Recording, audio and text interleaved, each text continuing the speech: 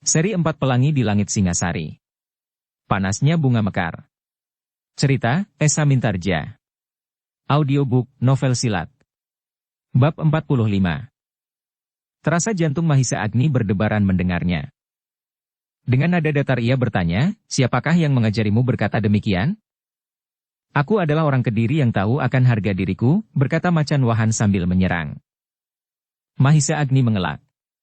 Ternyata kata-kata itu sangat menarik perhatiannya. Namun dalam pada itu, di bagian lain lagi pertempuran itu. Beberapa orang pemimpin dari orang-orang berilmu hitam itu sudah tidak mampu bertahan lagi. Namun ternyata mereka pun telah menjadi berputus asa. Mereka menganggap bahwa menyerah kepada orang-orang Kediri itu adalah satu penderitaan yang akan berkepanjangan seolah-olah tanpa akhir. Meskipun demikian akhirnya mereka pun akan mati juga dalam keadaan yang paling menyedihkan. Karena itulah, maka mati di peperangan dengan pedang di tangan adalah cara untuk mati yang paling terhormat yang dapat mereka jangkau pada saat-saat yang demikian. Karena itulah, meskipun mereka merasa diperlakukan tidak sewajarnya oleh orang yang bernama Ki Dukut, namun mereka pantang untuk menyerah. Ki Wastu yang juga dibakar oleh kekecewaan karena ia tidak berhasil menemukan Ki Dukut di antara lawannya, telah berusaha mendesak lawannya. Ternyata bahwa lawannya tidak sempat berbuat banyak. Ketika ia surut beberapa langkah, maka ia telah melampaui garis kepungan para pengawal. Seolah-olah tanpa sengaja, pengawal yang terdekat telah menahannya dengan senjatanya. Meskipun senjata pengawal yang mematuk pemimpin dari orang-orang berilmu hitam itu dapat dihindari, namun perhatiannya yang sesaat tertuju kepada pengawal itu, telah membuatnya lengah. Dalam pertempuran yang riuh itu, agaknya telah membuat masing-masing tidak lagi menghiraukan, apakah sebenarnya mereka sedang bertempur seorang melawan seorang atau terlibat ke dalam perang berubuh. Demikian pula yang terjadi atas Ki Wastu yang tidak sempat lagi menghiraukan apakah lawannya sedang terganggu oleh serangan seorang pengawal. Karena itulah, maka tiba-tiba saja telah terdengar salah seorang pemimpin dari orang-orang berilmu hitam itu mengadu. Ternyata Ki Wastu yang marah itu tidak lagi mengendalikan dirinya. Sesaat Ki Wastu melihat lawannya menggeliat. Namun kemudian orang berilmu hitam itu pun telah menghembuskan nafasnya yang terakhir. Kematian itu benar-benar telah mematahkan semangat kawan-kawannya. Mereka menjadi semakin berputus asa dan bertempur tidak menentu. Meskipun demikian, para pemimpin orang-orang berilmu hitam itu tidak menyerah. Mereka bertempur sampai kemampuan mereka terkuras habis. Satu-satu mereka tidak dapat lagi mempertahankan dirinya. Ki Gampar Wungkul yang telah mati itu segera disusul oleh Ki Benda yang mengamuk seperti orang gila. Ki Walikat dan yang kemudian adalah Macan Wahan. Untuk beberapa saat ia masih bertahan. Namun akhirnya ia tidak lagi dapat menghindarkan dirinya. Sementara itu, ia benar-benar tidak mau menyerah. Ia memilih mati dengan pedang di tangan daripada hidup untuk melepaskan senjatanya. Karena itulah, maka pertempuran itu pun perlahan-lahan telah terhenti. Orang-orang berilmu hitam itu sama sekali tidak berdaya ketika mereka sudah kehilangan para pemimpinnya. Namun dalam pada itu, betapapun rapatnya kepungan para pengawal dari Kediri, namun ternyata ada juga dua orang dari antara orang-orang berilmu hitam itu yang berhasil lolos. Dengan sekuat tenaga mereka melarikan diri menjauhi pertempuran yang baginya seperti neraka itu. Kawannya telah terbunuh. Bahkan para pemimpinnya telah terbunuh pula. Namun demikian kedua orang itu berlari melingkari segerumbul perdu, keduanya terkejut.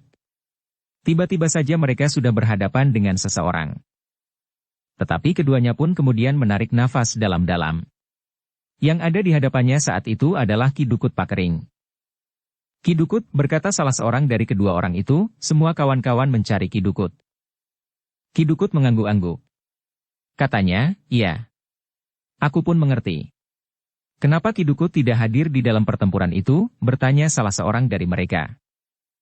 Aku tidak mau membunuh diri, jawab Ki Dukut. Aku sudah memperingatkan kepada kawan-kawanmu, bahwa sangat berbahaya untuk menyerang orang-orang Kediri itu. Aku sudah melihat bahwa mereka terlalu kuat. Macan Wahan pun telah melihatnya pula. Namun kawan-kawanmu yang gila itu sama sekali tidak menghiraukan peringatanku. Kedua orang itu termangu-mangu sejenak. Sekali mereka berpaling.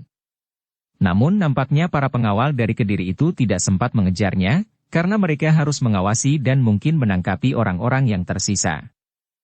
Dalam pada itu, salah seorang dari kedua orang yang berhasil melarikan diri itu pun bertanya, Tetapi bukankah dalam keadaan yang gawat itu Ki Dukut dapat membantu kami?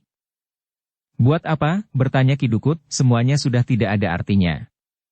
Pemimpin-pemimpinmu ternyata orang-orang dungu yang tidak berotak. Mereka didorong saja oleh perasaan.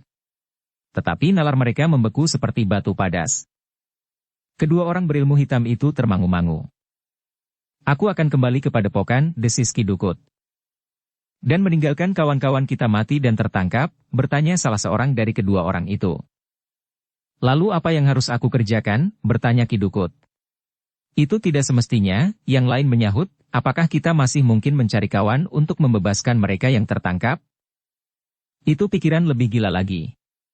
Kau akan semakin banyak menyeret kawan-kawanmu ke dalam tangkapan maut, jawab Ki Dukut. Namun kematian yang demikian akan lebih baik, jawab salah seorang dari keduanya. Jika demikian, kenapa kalian lari? Kenapa kalian tidak membunuh diri saja bersama kawan-kawanmu? Bertanya Ki Dukut. Aku mendapat kesempatan hidup. Aku akan mencari kesempatan untuk berbuat sesuatu atas kawan-kawan kami itu, jawab orang itu. Itu adalah pikiran gila yang sangat kerdil, geram Ki Dukut, bagaimana mungkin kau dapat melepaskan kawan-kawanmu di tangan orang-orang terbaik dari Kediri? Bahkan hidup kalian berdua pun sama sekali sudah tidak berarti lagi. Kedua orang itu terkejut. Salah seorang dari mereka bertanya dengan serta-merta, apa maksudmu? Kenapa kalian berdua tidak mati saja? Bertanya Ki Dukut, kami mendapat kesempatan untuk melepaskan diri. Kesempatan itu aku pergunakan sebaik-baiknya, jawab yang seorang, mungkin dengan demikian kami akan mendapat kesempatan berbuat sesuatu. Kami akan segera kembali ke tempat tinggal kami. Selain keempat orang pemimpin kami dari 4 padepokan itu terbunuh, kami masih akan dapat menghubungi beberapa orang lagi yang mungkin mempunyai kekuatan yang seimbang. Bukan kau yang harus melakukannya, sahut Ki Dukut.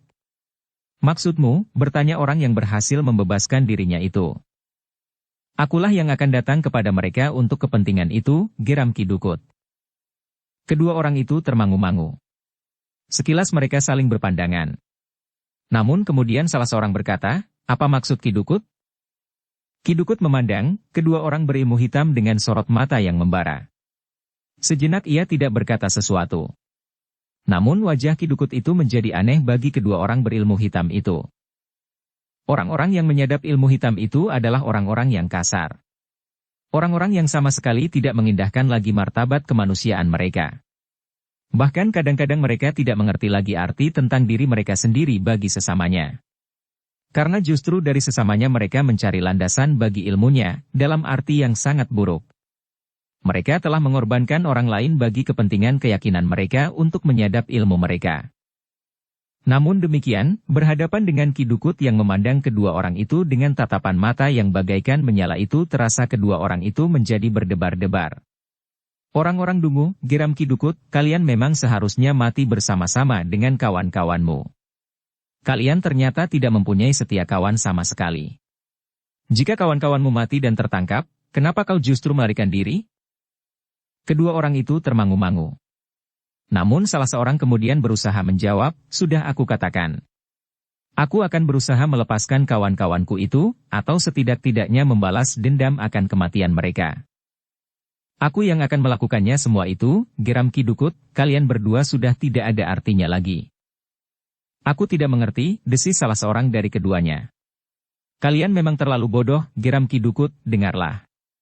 Kalian harus mati. Jika kalian tidak mati di medan pertempuran itu, maka akulah yang akan membunuh kalian berdua. Kedua orang itu terkejut. Selangkah mereka surut. Seorang di antara mereka bertanya, apakah kau sudah gila? Apakah artinya kematian yang demikian? Jika aku tetap hidup, maka aku masih akan mempunyai arti. Mungkin aku masih akan dapat membalas dendam. Sudah aku katakan, akulah yang akan melakukannya, geram Ki Dukut. Kau dapat melakukan, dan aku dapat pula melakukannya, sahut salah seorang dari kedua orang itu. Itu tidak perlu, jawab Ki Dukut, satu orang saja di antara kalian tetap hidup. Maka kalian akan dapat memfitnah aku di hadapan kawan-kawan Macan Wahan, atau Ki Benda, Ki Walikat dan Ki Gampar Wungkul, bahwa aku telah mengkhianatinya. Padahal aku berusaha untuk mencegah mereka dari kemusnahan. Wajah kedua orang itu menegang. Salah seorang kemudian berkata, "Jangan bodoh Ki Dukut. Aku tahu kau adalah orang yang luar biasa. Tetapi kau bagiku tidak lebih dari manusia biasa. Karena itu jangan berbuat sesuatu yang dapat merugikan dirimu sendiri." "Persetan," geram Ki Dukut, "bersiaplah untuk mati, agar tidak seorang pun yang akan dapat memfitnah aku." Kedua orang berilmu hitam itu nampaknya memang sudah tidak mempunyai pilihan lain. Karena itu, maka keduanya pun segera bersiap menghadapi segala kemungkinan. Salah seorang dari keduanya pun kemudian berkata, "Aku sekarang mengerti Ki Dukut. Ternyata kau sengaja menjerumuskan kami, pemimpin-pemimpin kami ke dalam kematian. Kemudian kau akan dapat membuat cerita tentang apa saja yang akan dapat mengangkat namamu di antara kawan-kawan kami yang masih hidup." Ki Dukut tertawa. Katanya, "Setan alas. Apapun yang kau igaukan tidak berarti apa-apa. Katakan yang ingin kau katakan sebelum kalian akan mati."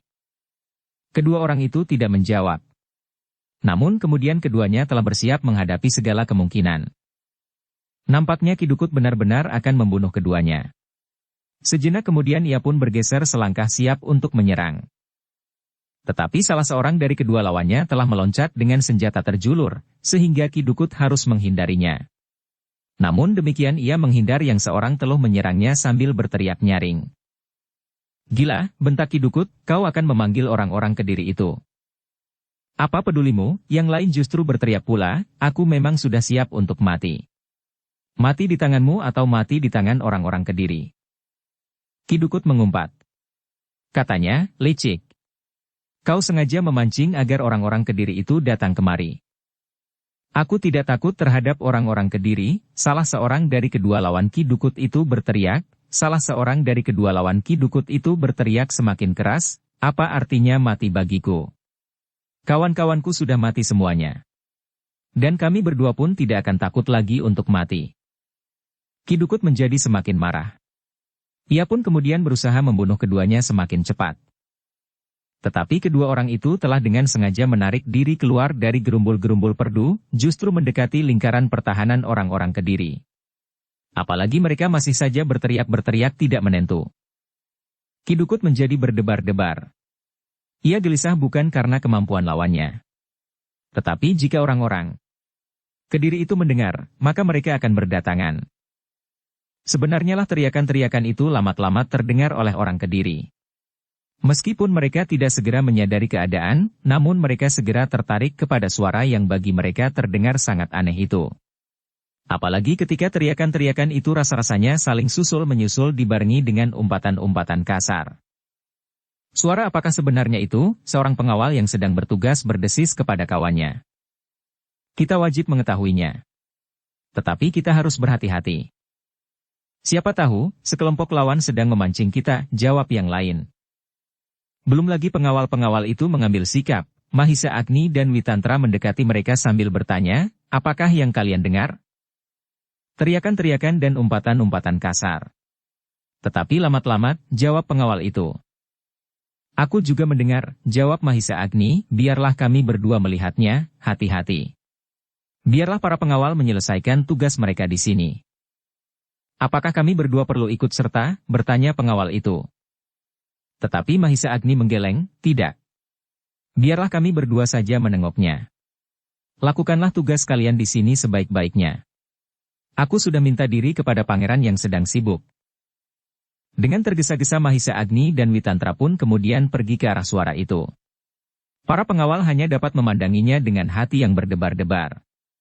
Namun mereka pun tahu, siapakah kedua orang itu. Meskipun para pengawal itu tidak tahu latar belakang dari kehidupan Mahisa Agni dan Witantra yang sebenarnya, namun mereka mengetahui bahwa keduanya adalah orang yang pilih tanding. Sementara itu Mahisa Agni dan Witantra pun menjadi semakin dekat dengan sumber suara itu. Karena itu, maka mereka pun mendengar semakin jelas. Seperti yang mereka duga, maka telah terjadi pertempuran yang sengit di balik gerumbul-gerumbul perdu. Namun demikian, keduanya tidak segera mengetahui siapakah yang telah bertempur itu. Tetapi dengan umpatan-umpatan kasar, Mahisa Agni dan Witantra pun segera mengetahui bahwa salah satu pihak dari mereka yang bertempur itu adalah Ki Dukut. Ki Dukut pun bertempur dengan marahnya. Semakin keras lawannya berteriak, jantung Ki Dukut pun semakin cepat berdentang. Namun dengan demikian, maka ia pun bertempur semakin garang. Dua orang berilmu hitam itu ternyata bukan lawannya. Keduanya segera terdesak. Karena itu, maka kedua orang itu pun berusaha untuk memperpanjang umur mereka dengan berloncat-loncatan dan bahkan memancing Ki Dukut untuk keluar semakin jauh dari gerumbul-gerumbul perdu itu. Untuk bertahan, agar mereka tidak terlempar terlalu jauh keluar lindungan batang-batang perdu itulah yang menyebabkan Ki Dukut tidak segera dapat membunuh lawannya. Ia berusaha agar tidak terpancing terlalu jauh.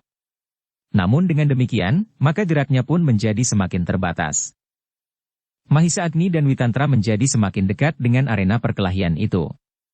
Namun demikian keduanya melihat bayangan yang berputar-putar dalam arena perkelahian, maka Ki Dukut pun sempat melihatnya pula.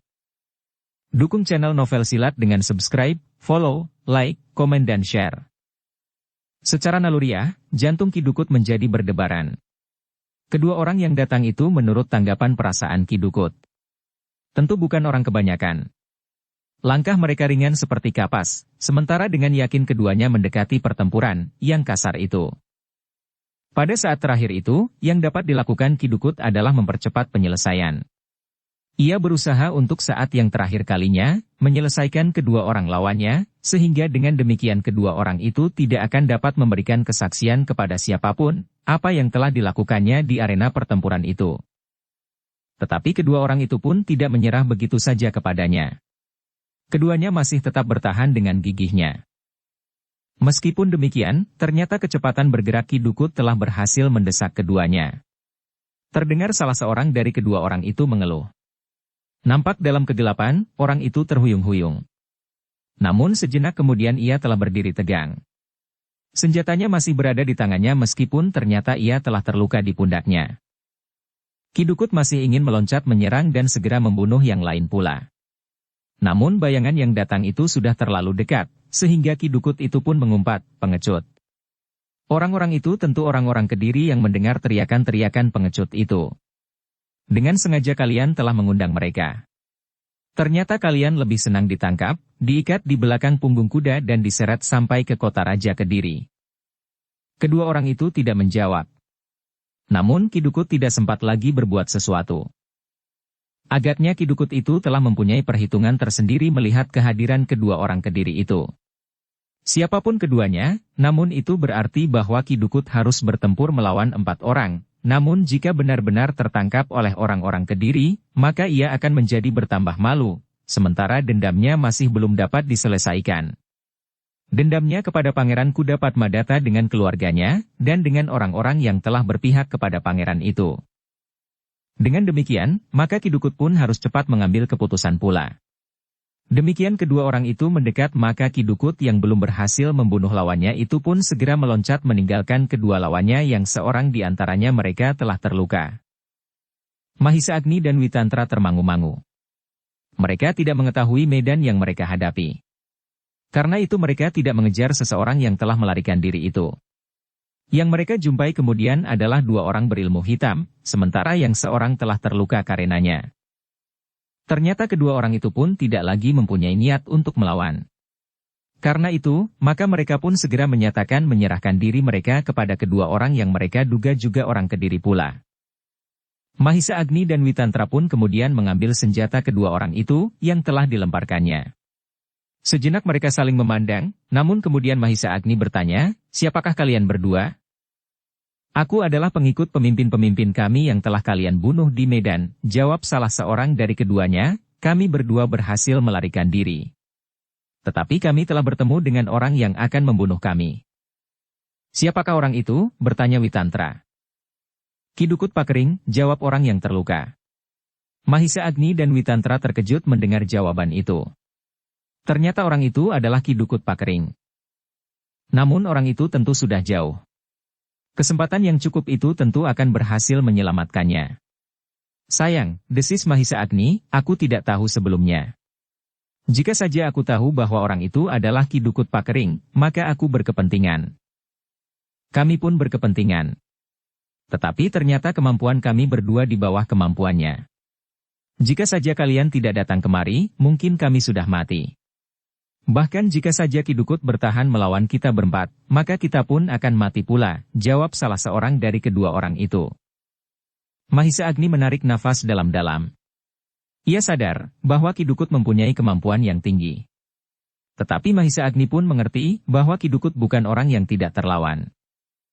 Namun ia tidak mengatakannya kepada kedua orang yang sudah menyerah itu. Bahkan kemudian ia pun berkata, marilah. Kalian akan aku serahkan kepada para pengawal. Kedua orang itu tidak membantah. Keduanya pun kemudian berjalan di depan, menuju ke tempat orang-orang Kediri sibuk dengan bermacam-macam kewajiban. Mengurusi orang-orang yang terbunuh, yang menyerah dan mengurusi mereka yang terluka. Namun dalam pada itu, para pengawal yang bertugas berjaga-jaga pun tidak lengah mengamati keadaan. Apalagi mereka masih memperhitungkan kemungkinan-kemungkinan lain yang akan dapat terjadi. Kedatangan Mahisa Agni dan Witantra membawa dua orang tawanan itu sangat menarik. Apalagi ketika kemudian Mahisa Agni mengatakan bahwa mereka telah melihat Ki Dukut Pakering tetapi karena mereka tidak menyadarinya, maka orang itu dibiarkannya melarikan diri. Sayang, desis Ki Wastu, kenapa orang itu tidak dapat kita tangkap? Ia akan tetap merupakan ancaman bagi kita semuanya di masa mendatang. Perburuan itu harus dilanjutkan, Mahisa Bungalanlah yang menyahut. Mahendra menarik nafas dalam-dalam. Meskipun ia pun sadar, bahaya yang akan dapat ditimbulkan oleh Ki Dukut Pakering, namun tidak akan dapat diambil keputusan dengan tergesa-gesa.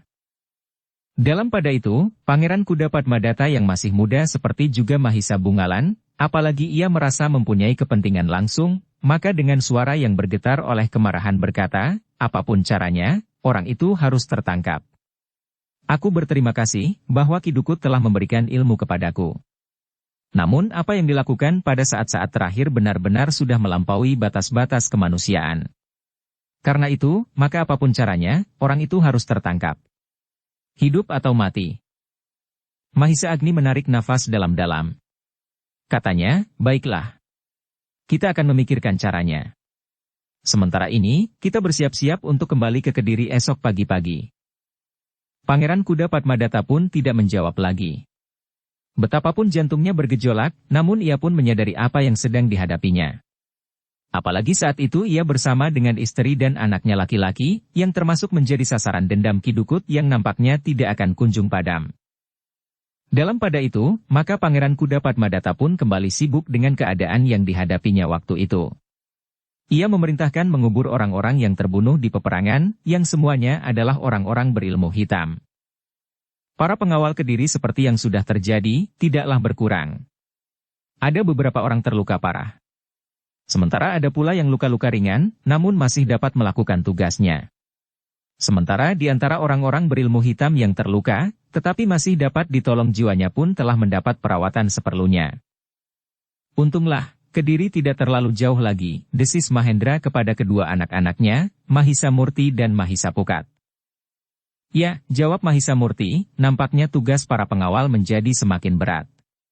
Kecuali kekuatan mereka berkurang karena di antara mereka telah terluka, agaknya mereka mendapat tugas yang terlalu berat. Besok kita akan mencapai Kediri, berkata Mahisa Pukat. Aku kira benar Kakang Mahisa Bungalan yang menganggap bahwa perburuan harus segera dilakukan selagi Ki Dukut masih berada di sekitar tempat ini. Malam ini Ki Dukut sudah berada di tempat yang sama sekali tidak kita kenal, dan tidak kita duga, berkata Mahendra, memang agak berbeda dengan berburu harimau. Mahisa Pukat mengerutkan keningnya. Namun kemudian katanya, tentu semakin cepat semakin baik. Nampaknya kau sudah terpengaruh sikap kakakmu. Sudah aku katakan, kita harus berhati-hati menghadapi orang seperti Ki Dukut. Ternyata ia licin seperti belut. Meskipun tidak merupakan wataknya sejak semula, namun ia sekarang menjadi sangat licik.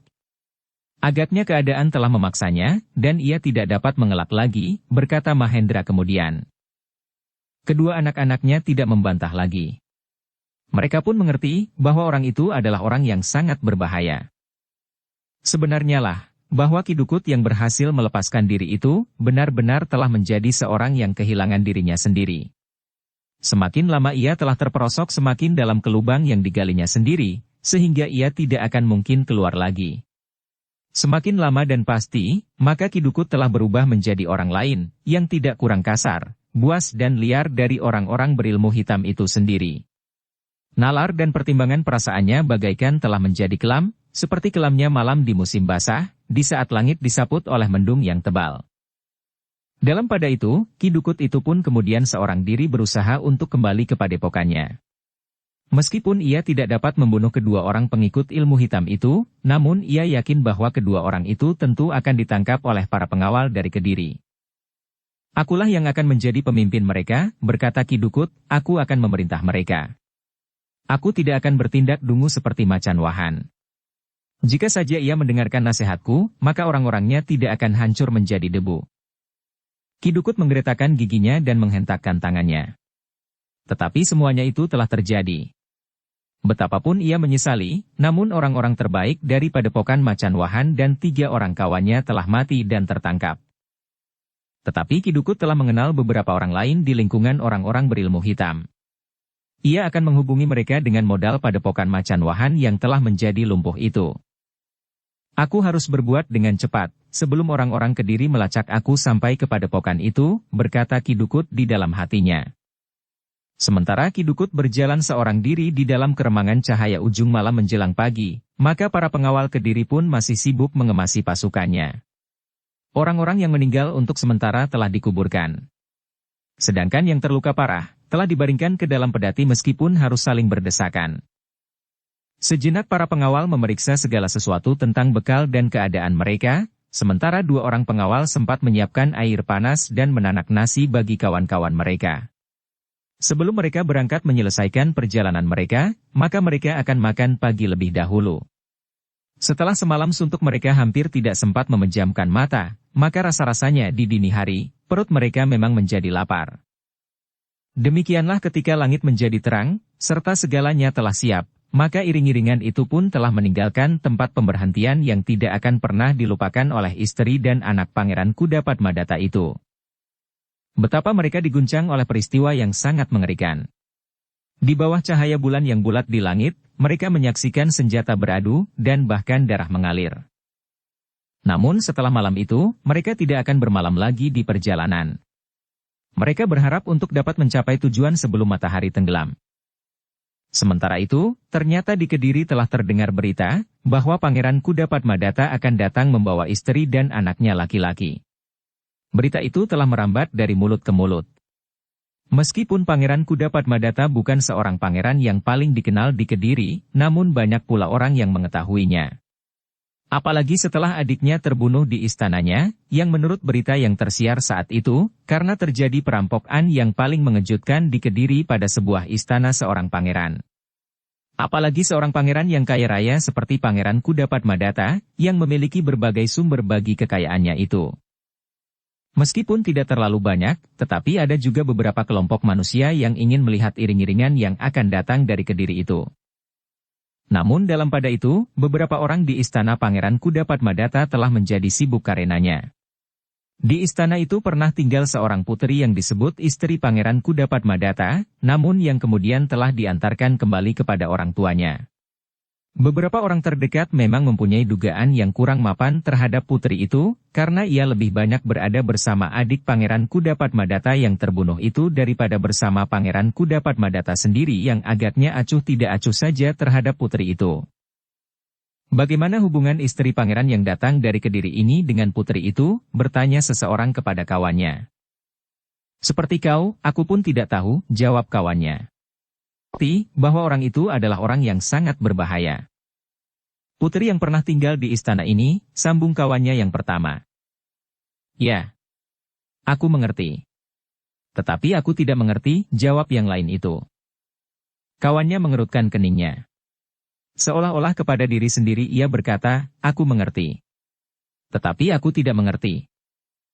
Yang lain itu segera menyahut, maksudku, aku mengerti maksudmu. Tetapi aku tidak mengerti, jawabnya.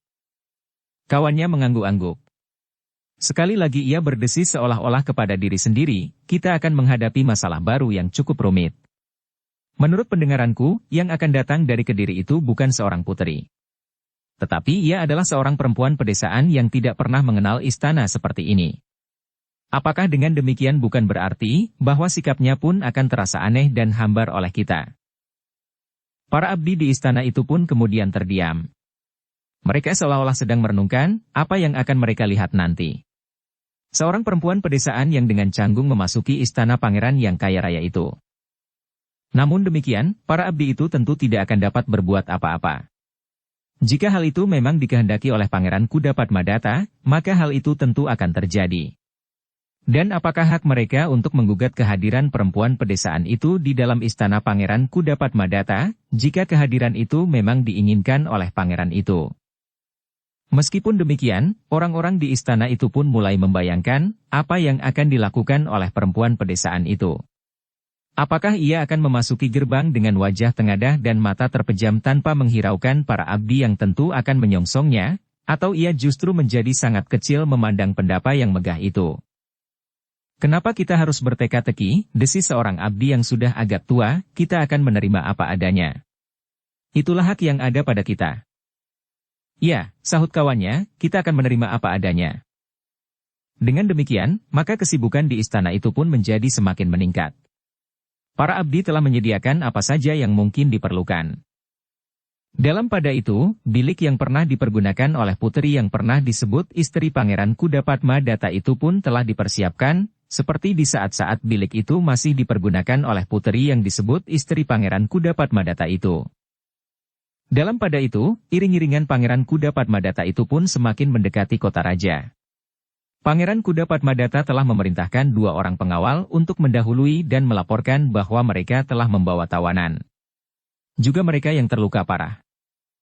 Karena itulah, maka sepasukan pengawal dengan segala macam perlengkapan yang jauh lebih memadai telah diperintahkan untuk menyongsong iring-iringan Pangeran Kudapadmadata, yang sedang membawa istrinya dari Singasari ke Kediri itu. Pasukan pengawal yang membawa beberapa buah pedati dan tandu itu telah bersiap dan menunggu di gerbang kota sampai saatnya iringan Pangeran Kudapadmadata itu datang. Namun yang demikian itu agaknya telah mengundang perhatian orang-orang Kediri semakin banyak. Jika semula hanya beberapa orang saja yang menggerombol di beberapa tempat, maka dengan kehadiran pasukan pengawal yang menyongsong iring-iringan yang datang itu, maka perhatian orang pun menjadi semakin besar. Di pintu gerbang kota, nampak orang-orang Kediri berkerumun menunggu Pangeran Kudapadmadata lewat. Karena itu, maka ketika dari kejauhan iring-iringan itu mulai nampak, maka orang-orang yang berkerumun itu pun mulai bergerak mendekat jalan di luar pintu gerbang. Nampaknya mereka ingin melihat iring-iringan itu berhenti dan menyerahkan beberapa orang tawanan kepada para pengawal yang menjemput, sementara istri pangeran itu akan diterima dengan sebuah tandu. Ketika iring-iringan itu menjadi semakin dekat, maka para pengawal yang menjemput mereka di luar pintu gerbang kota Rala itu pun mulai mengatur diri. Mereka menyiapkan segala sesuatunya yang mungkin akan dipergunakan oleh Pangeran Kudapadmadata itu. Sebenarnya, ketika iring-iringan itu sampai ke depan pintu gerbang, mereka pun telah berhenti. Pangeran Kudapadmadata yang memimpin langsung iring-iringan itu pun segera melangkah maju menemui perwira yang memimpin para pengawal yang siap menyongsong kedatangan mereka itu. "Ampun Pangeran," berkata perwira itu, "hamba yang mendapat tugas untuk menyongsong kehadiran Pangeran di sini." Pangeran Kudapadmadata mengangguk-angguk. Jawabnya, "Terima kasih. Aku senang sekali dapat bertemu dengan kalian setelah kami mengalami bencana sampai 2 kali di sepanjang jalan oleh pihak yang sama." Perwira itu mengangguk-angguk. Katanya, utusan pangeran sudah menceritakan apa yang telah terjadi dengan iring-iringan Tuan. Karena itulah, maka kami telah menyiapkan segala sesuatu yang barangkali Tuan perlukan. Aku menyerahkan para tawanan. Yang terluka dan yang tidak terluka, berkata Pangeran Kudapadmadata. "Akan hamba terima dengan senang hati," berkata perwira itu, "memang itu adalah kewajiban kami. Selebihnya, para pengawal sendiri yang terluka. Kalian akan menerima mereka, dan mempertanggungjawabkan mereka, agar mereka tidak mengalami sesuatu yang justru dapat mempersulit keadaan mereka." "Hamba Tuan. Semuanya akan hamba lakukan sebaik-baiknya," berkata perwira itu, "lalu, selebihnya, karena hamba tahu bahwa pangeran sedang menyongsong seorang putri, maka aku pun telah menyiapkan sebuah tandu." "Tandu?" Pangeran Kudapadmadata mengulangi. "Ya. Tandu, bukankah sudah semestinya jika seorang putri menempuh perjalanan, biasanya memang mempergunakan tandu? Bukan pedati." Pangeran Kudapadmadata menarik nafas dalam-dalam. Ia pun segera merasa satu kelainan dari saudara-saudaranya, para pangeran di Kediri.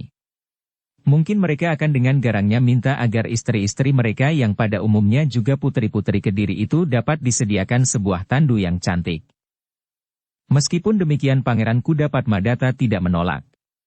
Para pengawal itu telah membawa tandu untuk menjemput istrinya. Siapapun perempuan itu. Namun, Pangeran Kuda Padmadata tidak segera menyuruh istrinya naik ke atas tandu itu. Yang pertama-tama diselesaikan adalah masalah tawanan dan para pengawal yang terluka. Bawalah mereka, perintah Pangeran Kuda Padmadata. Baiklah Pangeran. Silahkan Pangeran berjalan dahulu, jawab perwira yang menjemputnya. Tidak, jawab Pangeran Kuda Padmadata, bawalah mereka lebih dahulu. Aku akan berjalan kemudian langsung kembali ke istanaku. Perwira itu tidak mengerti, kenapa Pangeran Kuda Padmadata memerintahkannya berjalan lebih dahulu. Namun ia tidak dapat menolak. Ia pun kemudian menyiapkan para pengawal untuk membawa para tawanan dan para pengawal yang terluka. Para tawanan dan para pengawal yang terluka telah dipindahkan dari pedati yang dibawa dari Kediri ke pedati para pengawal. Baru setelah para pengawal yang menjemput mereka meninggalkan pintu gerbang, maka Pangeran Kuda Padmadata telah bersiap-siap untuk melanjutkan perjalanan. Namun ia pun mengerutkan keningnya ketika dilihatnya sebuah tandu yang cukup baik dengan 12 orang yang siap untuk membawanya berganti-ganti. Tandu itu, ia berdesis. Mahisa Agni yang kemudian mendekatinya berkata, sebaiknya tandu itu dipergunakan agar tidak menimbulkan pertanyaan yang sangat menarik bagi orang-orang yang sedang menyaksikan. Di luar sadarnya Pangeran Kuda Padmadata berpaling kepada istrinya. Namun kemudian ia pun mendekatinya sambil berkata, tandu itu diperuntukkan bagimu. Ah, desah istrinya, lebih baik hamba berada di dalam pedati Pangeran. Jangan, Pangeran Kuda Padmadata menggeleng, kau harus menyesuaikan dirimu. Apalagi di hadapan orang-orang yang sengaja ingin melihat tingkah laku kita. Istri Pangeran Kuda Padmadata itu tidak dapat membantah. Namun ia masih juga memandangi ayahnya untuk mendapatkan pertimbangan. Ki Wastu mengangguk kecil. Memang tidak ada pilihan lain, kecuali melakukan apa yang seharusnya dilakukan sebagai seorang istri pangeran. Karena itu, maka dibimbing oleh suaminya, maka istri pangeran itu pun kemudian naik ke atas tandu. 8 orang sudah siap untuk mengangkatnya, sementara 4 orang lainnya akan secara bergantian mengangkat tandu itu pula. Rasa-rasanya memang canggung sekali. Duduk di atas sebuah tandu yang diangkat oleh 8 orang, sementara 4 orang lainnya mengiring di sebelah menyebelah. Sejenak kemudian iring-iringan itu pun mulai bergerak. Pangeran Kuda Padmadata berada di atas punggung kuda, sementara istrinya berada di dalam tandu. Anak laki-laki pangeran itu berada di dalam pedati bersama Mahisa Murti dan Mahisa Pukat yang sengaja mengawaninya. Kuda mereka telah mereka ikatkan pada pedati itu pula yang saiznya adalah Mahendra sendiri. Bagaimanapun juga, maka orang-orang yang menyaksikan iring-iringan itu harus berbisik di antara mereka, perempuan itu memang cantik sekali. Sayang, agak kurus dan pucat. Justru ia pucat, maka wajahnya nampak semakin cantik, sahut yang lain. Dalam pada itu, istri Pangeran Kuda Padmadata itu hanya dapat menundukkan kepalanya. Rasa-rasanya berpuluh-puluh pasang mata sedang mengamatinya. Melihat cacat celanya, justru karena ia adalah seorang perempuan dari padepokan kecil. Karena itulah, maka istri Pangeran Kuda Padmadata itu rasa-rasanya tidak berani bergerak sama sekali. Apalagi mengangkat wajahnya.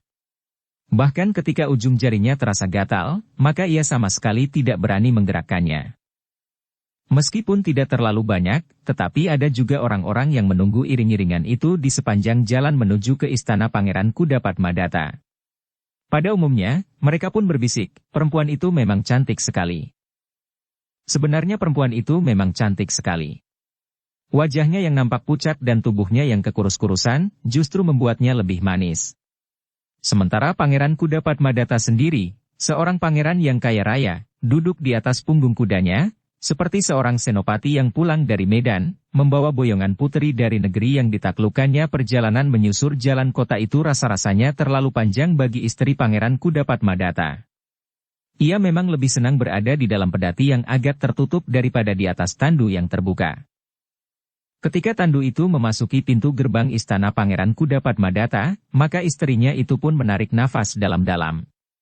Rasa-rasanya ia telah terlepas dari satu beban yang sangat berat. Wajahnya yang terasa menjadi sangat panas itu, mulai terasa sejuk. Di dalam istana itu, tentu tidak akan banyak orang yang memperhatikannya. Tetapi perempuan itu menjadi berdebar-debar kembali. Ternyata di depan pendapa, dilihatnya beberapa orang pelayan telah siap menyambutnya. Mereka telah menunggu beberapa saat dengan hati yang berdebar-debar pula. Mereka segera ingin melihat, bagaimanakah wujud perempuan yang disebut istri Pangeran Kudapadmadata itu.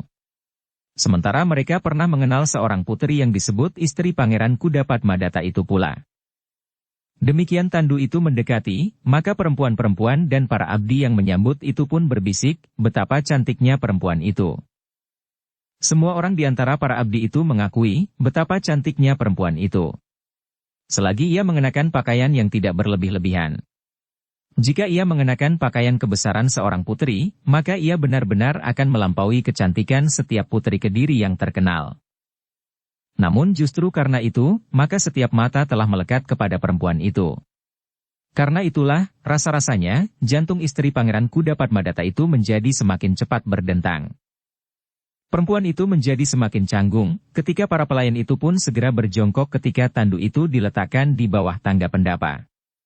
Karena itu, maka untuk sejenak, ia bagaikan membeku di tempatnya. Pangeran Kudapadmadata lah yang kemudian meloncat turun. Setelah menyerahkan kudanya kepada orang lain, maka ia pun segera mendekati istrinya. Marilah, berkata pangeran itu kemudian sambil membimbing istrinya turun dari tandu yang sudah diletakkan. Sebenarnya lah bahwa hati istri Pangeran Kudapadmadata itu menjadi semakin bergetar. Ia menyangka bahwa jika ia sampai di istana maka ia pun akan segera di luar pengamatan banyak orang. Namun ternyata bahwa dugaan itu keliru. Masih berpasang-pasang mata yang mengawasinya. Bahkan ada di antara sorot mata itu menunjukkan kecurigaan, penghinaan dan yang lain ingin menjajagi ketabahan hatinya. Tiba-tiba saja terasa kakinya menjadi gemetar. Namun ketika ia sadar bahwa ia telah dibimbing oleh suaminya, maka hatinya pun telah menjadi agak kembang. Bagaimanapun juga ia merasa bahwa ia benar-benar telah mendapat pegangan. Bukan saja pegangan wadah karena suaminya telah membimbingnya, namun ia merasa bahwa suaminya itu benar-benar akan melindungi dan membimbingnya untuk selanjutnya. Dengan langkah-langkah ragu ia pun kemudian mengikuti kemana suaminya membawanya. Ketika mereka naik ke pendapa, maka Pangeran Kudapadmadata telah memanggil anak laki-lakinya untuk mengikutinya pula. Anak laki-laki itu pun ragu-ragu seperti ibunya. Namun Mahisamurti dan Mahisapukat mendorongnya sambil berkata, "Pergilah. Ayahandamu memanggilmu." Marilah, anak itu mengajak Mahisamurti dan Mahisapukat untuk mengikutinya. Tetapi Mahisamurti menjawab, "Aku menunggu di sini." Meskipun ragu-ragu, tetapi akhirnya anak itu naik pula ke pendapa mengikuti ibu dan ayahnya. Maka Pangeran Kudapadmadata telah memanggil anak laki-lakinya untuk mengikutinya pula. Demikian mereka masuk ke ruang dalam, dua orang pelayan telah menunggu. Mereka berjongkok di sebelah menyebelah sambil menunggu perintah. Tetapi pangeran dan istrinya yang diikuti oleh putranya itu tidak memberikan perintah sesuatu. Mereka berjalan terus menuju ke sebuah bilik yang memang sudah dipersiapkan. Bilik yang pernah dihuni oleh seorang putri yang disebut istri Pangeran Kudapadmadata. Demikian perempuan itu memasuki bilik yang sudah diatur sebaik-baiknya itu, debar jantungnya serasa menjadi bertambah cepat. Perabotnya yang serba indah membuatnya menjadi silau. Kantil yang terukir halus. Geledek kayu dan selintru yang juga terukir dan disungging dengan warna-warna cerah. "Ini adalah bilikmu bersama anak kita," berkata Raden Kudapadmadata. Perempuan itu tidak menjawab. Namun di pipinya telah meleleh setitik air.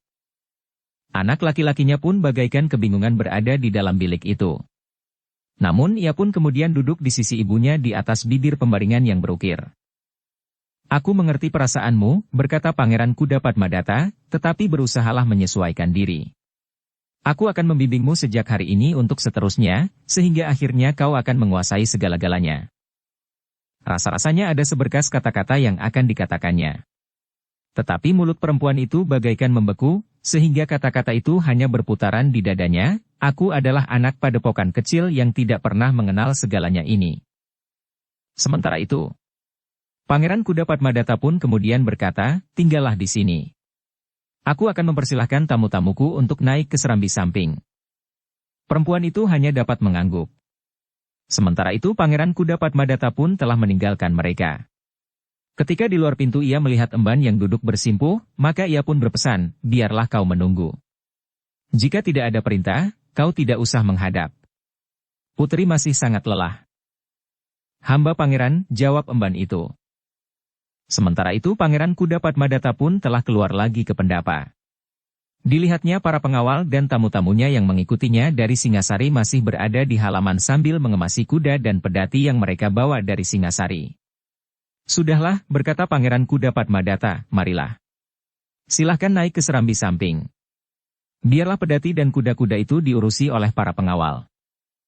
Dengan demikian, maka Mahisa Agni, Witantra, Mahendra dan ketiga anak-anaknya serta Ki Wastu bersama perwira pasukan pengawal itu pun segera naik ke serambi samping, sementara beberapa orang pengawal telah membenahi kuda dan pedati serta lembu penariknya. Sementara itu, di belakang, para pelayan menjadi sibuk menyiapkan jamuan bagi para tamu dan para pengawal. Meskipun mereka sudah sedia, tetapi mereka nampaknya menjadi tergesa-gesa pula. Demikianlah. Maka akhirnya para pengawal dan mereka yang ikut mengantarkan Pangeran Kuda Padmadata serta istri dan anaknya telah dijamu di serambi samping.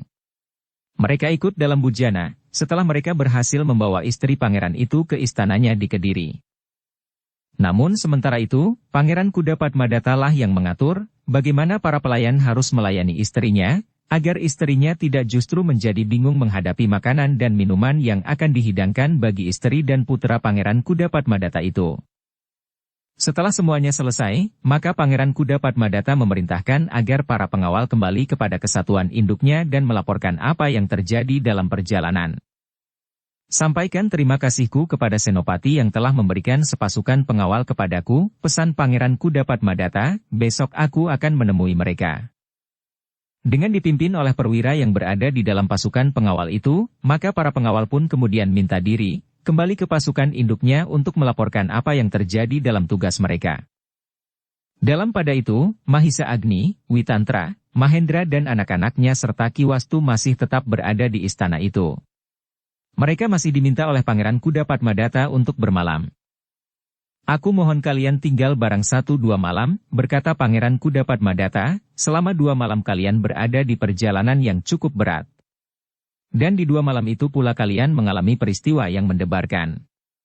Karena itu, aku ingin mempersilahkan kalian tidur dengan tenang, sedikitnya untuk 2 malam pula di rumah ini. Mahisa Agni dan yang lain tidak menolak. Mereka pun masih merasa perlu untuk berbicara tentang Ki Dukut Pakering yang masih sempat melepaskan diri dari tangan para pengawal, sehingga dengan demikian, maka orang itu masih tetap merupakan orang yang berbahaya, bukan saja bagi Pangeran Kuda Padmadata serta istri dan anaknya, tetapi juga bagi lingkungan yang lebih luas. Karena itu, ketika mereka berkumpul setelah mereka beristirahat semalam suntuk dengan tenang, maka mulailah mereka berbicara tentang Ki Dukut Pakering. Perburuan itu harus dilanjutkan, berkata Mahisa Bungalan. Tetapi kalian tidak akan dapat membawa Pangeran Kuda Padmadata lagi, berkata Mahendra sambil tersenyum. Kenapa tidak, jawab pangeran itu, aku masih selalu siap melakukan tugas itu.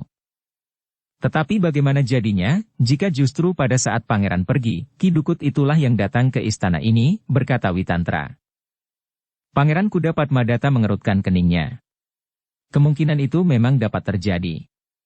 Namun ia pun kemudian menjawab, aku dapat menyerahkan pengamanan rumah ini kepada para pengawal di Kediri. Aku dapat mengundang 1-2 orang senapati yang memiliki kemampuan cukup untuk menghadapi Ki Dukut, meskipun tidak harus seorang melawan seorang. Namun agaknya jumlah pengawal di Kediri cukup memadai. Tetapi Mahisa Agni menyahut, mungkin yang akan datang bukan hanya Ki Dukut Pakering seorang diri seperti yang dilakukannya atas iring-iringan kita dari Singasari. Para pengawal di rumah ini akan dapat membunyikan isyarat untuk memanggil para pengawal yang sedang bertugas dimanapun yang dapat mendengarnya, jawab Pangeran Kuda Padmadata. Namun hal itu akan memerlukan waktu, sahut Mahendra, sehingga karena itu, maka aku kira lebih baik pangeran berada di istana ini untuk beberapa saat. Mungkin pada satu kesempatan yang tepat. Pangeran akan ikut pula bersama kami. Pangeran Kuda Padmadata mengerutkan keningnya. Katanya, sumber masalah ini adalah aku. Bagaimanakah perasaanku jika justru aku tinggal di rumah dengan tenang, sementara orang lain yang semula tidak berkepentingan, harus bertaruh nyawa untuk menemukan orang yang bernama Ki Dukut Pakering itu. Kita semua berkewajiban, sahut Mahisa Bungalan, apapun sumbernya, kita tidak akan dapat membiarkan kejahatan berlangsung dimanapun dan apapun alasannya. Karena itu, maka setiap orang merasa bertanggung jawab, bahwa Ki Dukut Pakering itu harus tertangkap. Bersambung ke bab 46. Dukung kami dengan subscribe, follow, like, komen dan share. Terima kasih.